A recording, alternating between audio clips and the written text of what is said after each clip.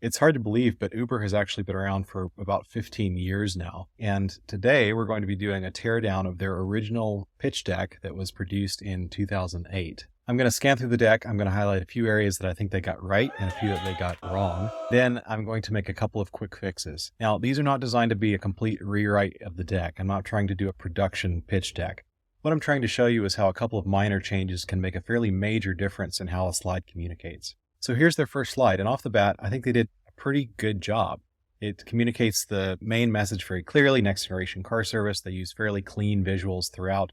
They actually leave a fair amount of white space, so they're not trying to fill the whole slide. One point I would make in their choice of language is this next generation term. It's not a bad term, and they actually did turn out to be the next generation of cabs, but that's in retrospect. Looking forward, if you were an investor evaluating this deck, you might look at this and be like, well, this is the 14th next generation concept I've seen before lunch. So it's not bad to use that kind of hyperbolic language in certain contexts. It's just, you got to be aware that they've seen that all before. So you've really got to back up your claim. So overall, good job, Uber. Slide 2. Notice how your mind, when it has this much text to digest, you don't want to read through everything. You don't want to go through it all in detail. And so you kind of just, you don't scan it. You just sort of skip it. This much text doesn't usually get read. They're trying to say that cabs in 2008 is a problem, but you can't see that. And so you've got to read it in order to understand it. And most people are not going to. Also, there's not much visual hierarchy. They don't have a clear distinction between the larger text and the smaller text. You're either going to read the slide or you're going to listen to the person talking through the slide. You're probably not going to do both. You're not going to be able to read one thing and listen to another thing. And so you're left in a situation where you're ignoring the person speaking, or you're listening intently to the person speaking, but you're ignoring what's on the slide. So here's our quick fix number 1. All we've changed is text. All I did was make the headings shorter, and then I tried to provide some more visual hierarchy between the larger text and the smaller text. What we can also do is we can visualize these points. And this is more effective because it sort of dual tracks your mind. You can look at something, you can look at an image, and then listen to someone describe that image at the same time without effort. Whenever you're reading text on a slide and whenever you're listening to someone talk through a slide, you're actually coming up with images on your own, inside your own mind. And so when you provide an image in the slide, it actually is just sort of short-circuiting that process. It's providing images for you so that you don't have to come up with your own. So this is our original slide, and here's the one that we've modified. Now this slide, I think what they're trying to describe is the system of licensure that the cab companies have to go through, or individual cab operators have to go through. And so they're really focusing in on the license system. I think that's somewhat of a mistake. On the one hand, I think not all of their investors are going to understand what the medallion system is, not right off the bat without having to look it up. The other thing is the medallion system is not really the problem. The medallion system is just how cabs are licensed, but the result of that system is where the problem originates. The cab companies operate monopolies and the cab operators don't get paid very well. And what that produces is a situation where no one really cares about the customer, not the companies and not the drivers. That's the core of the problem, and this slide doesn't really cover it. One other thing I'd point out is this point about digital hail can now make street hail unnecessary. It's almost like they're just wanting to make a point about how great their product is or how great their product could be one day. But it doesn't really have anything to do with the license system or the medallion system or anything else. And so I see that as a bit of a distraction on this slide. It's not really helping it. And so with my quick fix, I'm going to zero in on the core problem this slide is trying to describe, which is that no one really cares about the customer. And the 2 bullet points essentially give the reasons why that is the case, that you have monopolies and that the drivers don't make enough. So here's a concept. They're not bad bullets. It is a lot of text, but the points they're making are actually fairly good. The only one I'd say is not quite as good as the net jets of car services. They seem to like that point. They mention it later in the deck, but I question whether your average audience member and even an investor would really be able to relate to that. Getting a cab is not like getting a private jet. Another problem I see is that these points are not really in parallel structure. So it's making different kinds of points. And if we were to split these out, this would be the structure you would see. You've got sort of this subheading, then you have a description of your target market, then you've got a few benefits for that target market, and then you get this analogy of the net jets of car services. So if we were to take that and run with it, I think what we would find is you can reformat the slide. I took out the net jets of car services analogy I zeroed in on this core value proposition of on-demand chauffeur. So on-demand obviously is fast, it's efficient. Chauffeur is a luxe experience. And that maps a little bit forward into the 3 points.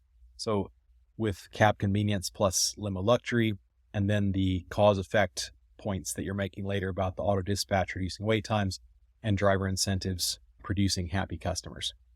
One other quick point is I did use alliteration over here. You could have probably, if you'd had another 30 minutes to think about it, made these alliterative as well. It's not essential, but it is helpful. And that's because when you make something alliterative or rhythmic or easy to read in some way, your brain often interprets that as true. Some of these old sayings like a stitch in time saves 9 or slow and steady wins the race. Part of what makes these sayings effective, part of what makes them seem like they're true, is that they're easy to say. They roll off the tongue. If you can make your whole deck operate like that, there is a certain authenticity or a certain credibility that comes with that. So this is our original slide for cab concept, and here's our improvement on it. Now, this slide, when I first came across it, it kind of was a head scratcher because you're presenting a concept, the one-click car service, and then you walk through the points. There's not really an indication in the points as to what kind of slide this is.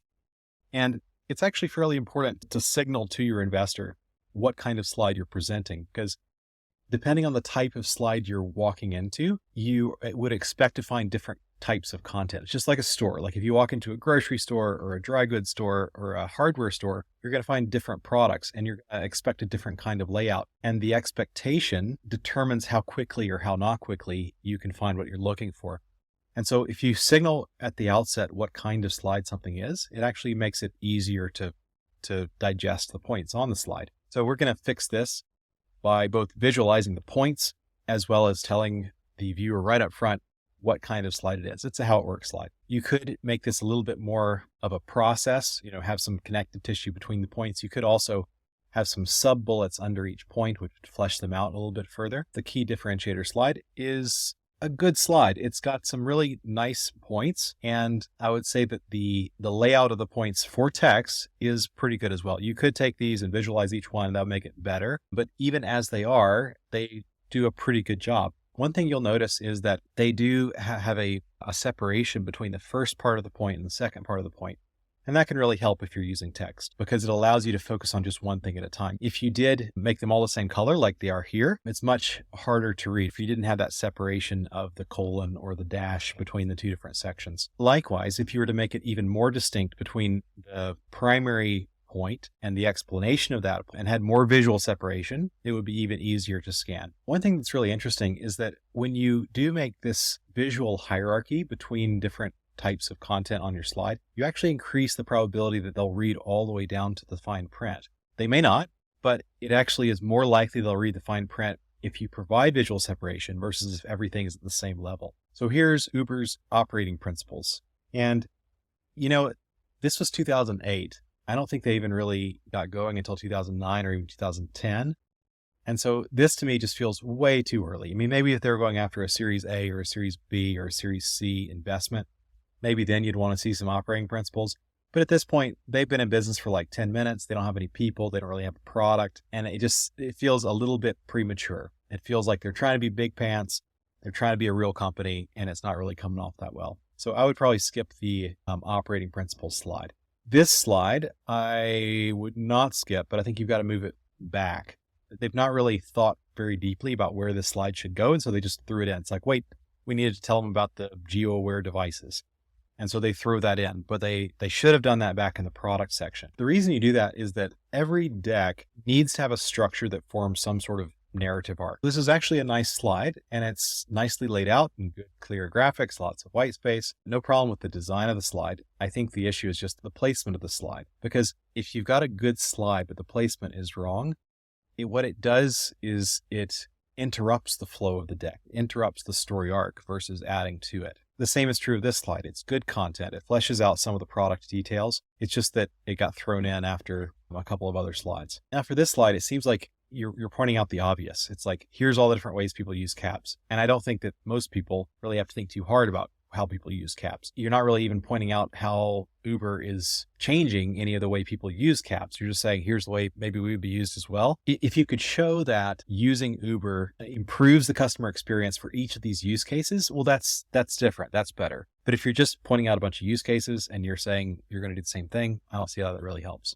These are good points as well. It's just that they need to be pushed over into the differentiator section. It feels like they're getting to the point in the deck where they've forgotten to pitch a few things, and so they're just sort of throwing stuff in. It sort of feels like you're just continuing to talk because you're not sure what's important. So here again, good points, but it needs to live in a particular section. And this is where I feel like there's been enough of these slides where they're just out of place that I think you'd want to sort of restructure a lot of the slides in the deck and provide more of a hierarchy to the kinds of content that you're going to be covering. If you've got a lot of content, a lot of differentiators, a lot of benefits, a lot of technological details that you're trying to communicate, you can create a single slide that more or less just lays out the different topics that you're going to be addressing. And then you walk through each of those subtopics. So to fix this, you could do something like this. You could have a slide that more or less talks about the various benefits that Uber has. And then you walk through each of these in turn in its own slides or even sets of slides. Like you could have 2 or 3 slides about how it's better for drivers, 1 or 2 why it's better for customers. The number of slides is less important than the fact that it exists within a hierarchy and it's easy for people to expect what's coming rather than just it being, one more slide that you've thrown up onto the investor's lap. And here's another one. This one, again, should go back in the product area. So I like the concept of the slide, which is basically where we're starting. They're saying we're going to start in San Francisco. There's a few different problems with the slide. On the one hand, they've got this single bullet point. I'm not sure why people do that. If you're going to do bullet points, at least do 2 bullet points. And then you've got this big picture, and it's sort of a window dressing picture. It's just a picture of San Francisco, probably a screen grab from Google Maps. And that's not necessarily bad in and of itself. It's just that people, when they see a graphic this big, they tend to want to know what it means. And by the time they've figured out that it's just a screen grab, you've stopped talking and they've missed a couple things you've said. So better to just have it be, picture of San Francisco than a graphic that requires some explanation. Same here. Like, I have been through this deck a couple times and I'm still not sure what these are. If you try to connect it with any of these bullet points, it doesn't work. So if you say mobile phones plus intelligent scheduling, and then you look at the graphics, it's not clear that that's either mobile phones or intelligent scheduling. If you say payment utilization, reputation tracking, and you look at this and you say, well, could this be a reputation? Is this tracking the reputation through this scatter graph? And the answer is, well, not really, but what exactly is it? And then if you say patent pending system design, you could say, well, is this a patent pending system that we've designed? And yeah, maybe, but it's not really clear. And so your brain is going to try to connect all those dots. And if it can't, it's just going to sort of churn. Now this helps a bit. Look at this. So if I read cars hover in statistically optimized positions, and I then see this graphic, it sort of kind of makes sense. This is just enough in the shape of San Francisco for me to recognize it. And I can think, okay, well, maybe these cars are hovering in statistically optimized locations. You do have to do a little bit of mental work to make that leap, but it is possible. This slide works better than the previous slide just because the graphic connects in your mind to what the text is saying. But you can actually improve upon that. So here's how. You can zero in on the key point the slide is making, which is that you're balancing supply and demand to minimize weight. You zero in on the benefit. You are covering technology, but the technology is designed to produce an outcome for your customer, which is to minimize weight. And then you use the graphic or you massage the graphic in order to make it a little bit more digestible. So instead of just having people have to assume that there's Uber cars in here somewhere, go ahead and put the Uber cars in. Instead of having them assume that this is optimized based on the various factors at play of date and time and weather and traffic, go ahead and put those in. And this way you can sort of scan it and get an idea of what's going on. That optimizes the location of your cabs based on all the extenuating factors. So I have kind of a love-hate relationship with this slide. On the one hand, points are pretty good. The 4.2 billion annually is plenty big market. You've got 4 players with only 22% of revenue. That's a good point too. The problem is this, it's an eye chart and it's not really clear what's going on with the eye chart. It's not really clear how this connects with this. They do connect because this being 2008, you can take the 2008 line and follow it across and, oh, there's our 4.2 billion and there's our roughly 22%. They connect, but it's not obvious how they connect. but we can make that a lot easier for them. So here's the first stab at it. We can go ahead and highlight the key points. And, if you're going to highlight something, go ahead and highlight it, make it obvious, and use color. A lot of people, when they use color, they use it as window dressing, and it's just sort of, it looks like Christmas on all of their slides. But if you choose a particular color and then use that color as your look here color, it can be really effective at sort of pushing the investor's eye to one section of the slide or another. And so here we can take the 4.2 billion and the 22% and really make it pop. And then it's also much easier to now connect it with the fact that, okay, in 2008, which is now 3 times the size of the others, we have our 4.2 billion and we have our 22%. Now, this column, it doesn't really tell us much and it doesn't really connect with these 2 main numbers. So we're going to go ahead and take that out. So now we have just the 2 numbers. We went ahead and made them blue so you can connect them with the blue over here. And it makes the whole slide a lot easier to digest. And just as a final point, we can actually take out the blue border, make the border a little bit more dim. Because again, color is an attention grabber. If you use it intentionally, then you can quickly direct the person's attention from your main point over here to this point over here. So this is our original slide. And here's the modification. Now, this slide, I'm not sure if my interpretation of it is exactly right. It's a little bit confusing. They're basically saying they're going to focus on the urban service on demand. But this chart has nothing to do with that. This point sort of does, the 2007 market. So presumably this is just, how that market breaks down. Now, I think with something like this, what I would have expected to see would be a description of the market or the market segments, and then an intention on the part of Uber to target a particular one of those segments, something like this. I'm spitballing here. I don't really know. I changed these headings. I have no idea whether these are not accurate. These are just made up. But if you had data that was something like this, and you could say, you know what, we're going to focus on this big part of the graph, or even a small part of the graph, that's fine, as long as it's big enough for you to focus on. And so it's just communicating to your investors what your intentions are. This is actually a really great slide, because what it says is we're going to start small. We're going to start with San Francisco and New York City, and we're going to expand into a few different other cities. And that expansion is going to allow us to address 50% of the US market. It's an example of the 80-20 rule. We're going to do 20% of the effort and we're going to get 80% of the result. And so in this case, they're going to get, 6 or 7 cities and they're going to magically have 50% of the market. The problem, of course, is this chart. They've used similar ones in previous slides. It's a little bit of a lazy approach. If they took this and it's a table. It's not a chart. Here you have to read down through and you can see that the numbers are different, but it's hard to get a visual grasp of just what it is that makes up 50%. Whereas if we change this and we turn it into a chart, you can immediately see how it is they got to 50%. Say, look, we've got the stuff in blue. That's more than 50%. Here's the cities that represents. I like the content of this slide too. Again, very text heavy. But what they're essentially saying is that they don't have to win everything in order to win. A couple things to point out. One is their worst case scenario is still not worst case. So when they say that if all else fails, we're going to have 10 cars and 100 clients in San Francisco, everyone knows that's not true. Everyone knows the worst case scenario is you go out of business, you lose all your money, the investor loses all their money. And so when you say something that everyone knows is not true, you lose credibility. So in that sense, I think it'd be more credible. It would make this slide much more effective if they just acknowledge that from the outset, or maybe soften the blow a little bit. Instead of saying worst case scenario, they say like base case scenarios. And then of course their best case scenario is plenty big. I mean, everyone would love to be $1 billion a year. Their realistic success scenario though is also very effective because what they're saying is they don't have to have every single city and they don't have to have 100% of the market in any of those cities in order to be long-term successful and still be a very successful, profitable company.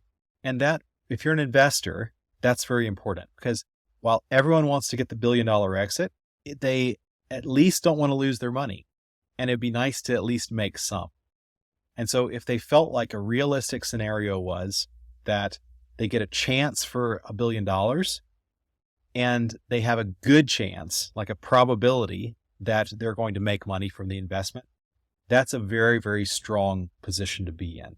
Good info, but is misplaced. They probably should have put this back in the product details. So future optimizations, you should just stop, Uber. None of these is really compelling. In fact, the very first one is the least compelling. So you're saying that like the next generation of cabs is going to be buying used vehicles. Like it's just not exciting. And so just skip this slide. Same with this slide. None of these ideas are terribly exciting. None of them are really game changing. No one's going to read through this and be like, you know what? I think they can get 2 billion because they call it cabs 2.0. So just skip this. Same thing here. You know, the deck needs a restructure. It needs to have a little bit more hierarchy, and this should have been embedded somewhere in that hierarchy, but here. Now this looks pretty darn thin. Like if you read down through this, they've got a few decent points like, okay, great. You got your LLC filed. You've got your domain name reserved, but really like you don't have an app yet. You still have yet to buy your first car. You haven't done a demo. You've got a patent filed, but you've got nothing else. So this feels a little bit thin. And maybe it was thin. Maybe this was all they had. But overall, it feels like this is not a whole lot of progress to show. And that leads us to the slide they left out. And that slide was the team slide. Oddly enough, throughout this whole deck, they don't mention their team. And, you know, for a lot of ventures, that might not be surprising because the team, you know, is a couple young guys right out of college. That was not the case with Uber.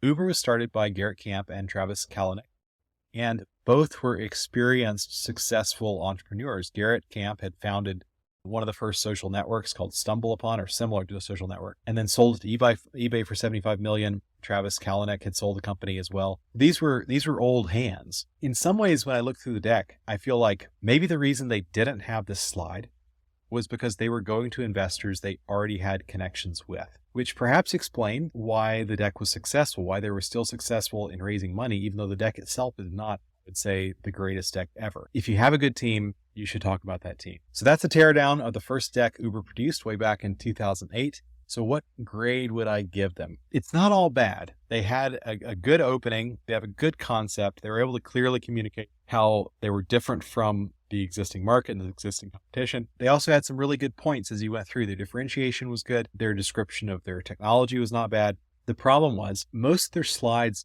didn't really pop. Most of their slides didn't really have much punch to them. And you had to sort of read down through the lines to figure out what they were talking about. Additionally, the structure of their overall deck was not very effective. They kind of just spammed their audience with information. It didn't seem like they had really thought carefully about how to structure the slides to tell the story. And so it was all the information, but it wasn't really presented in a way that was hierarchical or made sense together or that progressed from one idea to another idea. So for all those things, I would give it a B-. Not bad, not great, just good enough. And it could be that that was enough to get them through the first seed round, allow them to raise a couple $100,000, and then get some additional help in building their presentation deck. It could also be that they had great connections with their existing investors, and they didn't really need a slide deck to begin with. It could be that they had built the deck, and maybe that helped them to sort of think through the concept, but it was based on their existing relationships and their existing reputation that they raised the money, not the quality of their deck.